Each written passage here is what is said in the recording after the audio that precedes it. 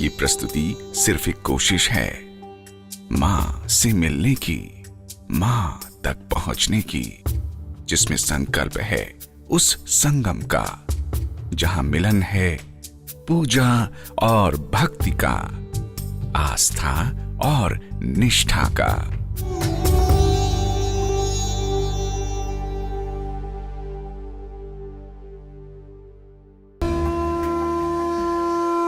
शङ्खचक्रगदाधारं गृहीतवरमायुधे प्रसीदवैष्णवीरूपे नारायणी नमस्तुते।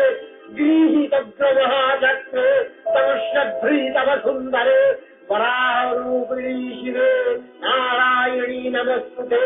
निसिंहरूपणुग्रेय अद्भुतदैत्यानि कृतोद्यमे प्रलज्य प्राणसहिते नारायणी नमस्तुते। महावज्रे सहस्रनयनोज्जले वृत्रप्राणहरे चैन्द्री नारायणी नमस्तुते। शिवदूती स्वरूपेण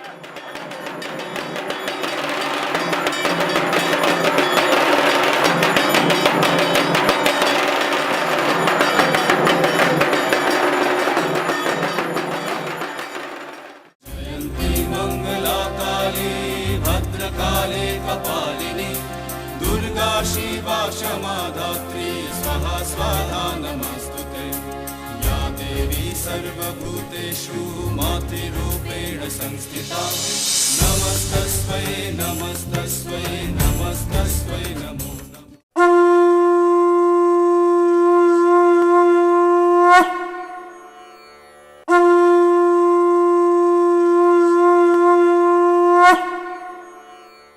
अपने भक्तों का सदा कल्याण करने वाली देवी हैं माँ दुर्गा।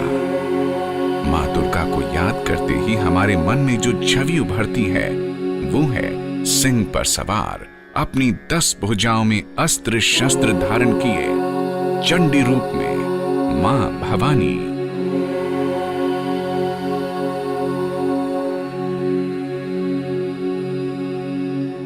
जिनके चरणों में है लहूलुहान पराजित दानव महिषासुर।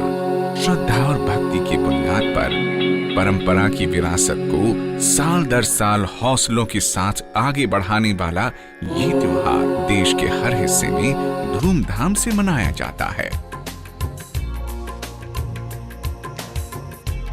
इस त्योहार को मनाने के पीछे दैत्य महिषासुर के वध का प्रसंग सामने आता है। महिषासुर के अत्याचार से तंग आकर सभी देवताओं ने मिलकर अपनी अपनी शक्तियों के इस्तेमाल से माँ दुर्गा को एक अवतार का रूप दिया। फिर शुरू हुआ माँ दुर्गा और महिषासुर के बीच सत्य और असत्य का युद्ध।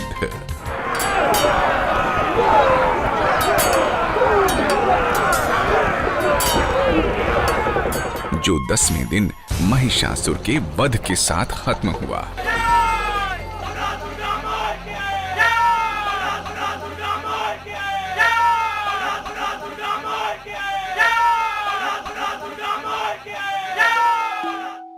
इसलिए 10वें दिन को हम खुशी और उल्लास के तौर पर विजयादशमी के नाम से भी जानते हैं, जो बुराई पर अच्छाई का प्रतीक है।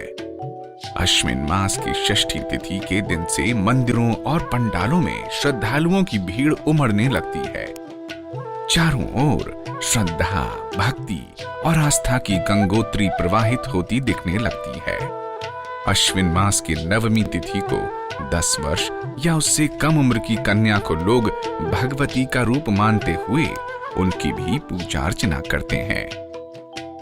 दुर्गा पूजा की बात हो तो बात कलकत्ते और गुजरात की न हो तो कुछ खालीपन सा महसूस होता है।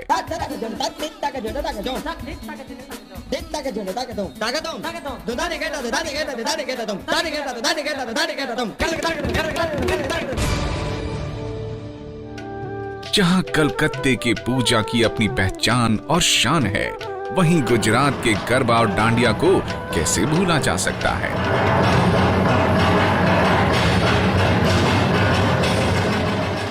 और साथ ही रामलीला का आयोजन इसे और भी मजेदार बना देता है। इस दौरान श्रद्धालुओं की भारी भीड़ को देखते हुए प्रशासन द्वारा किसी भी अप्रिय घटना से निपटने के लिए सुरक्षा के भी व्यापक इंतजाम किए जाते हैं।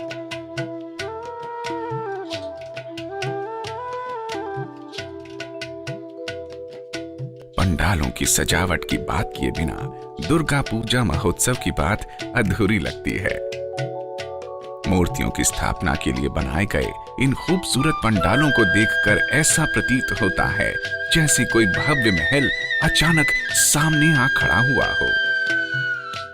इन पंडालों में मां दुर्गा के सभी रूपों की प्रतिमाएं स्थापित होती हैं। श्रद्धालु इनकी खूबसूरती से वशीभूत होकर यहाँ खींचे चले आते हैं।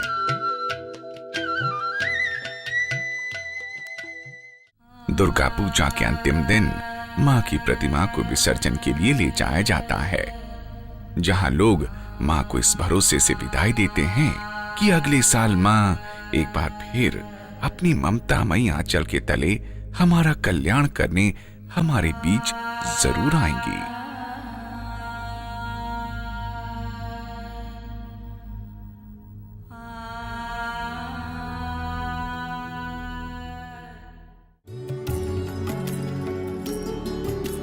और इसी भरोसे के साथ कि मां फिर आएंगी, हम मिलते रहेंगे बेहतर सोच, बेहतर जिंदगी के साथ। आप हमें अपना सुझाव या सलाह अवश्य दें। सुमित कुमार 09871743931 skr.m26@gmail.com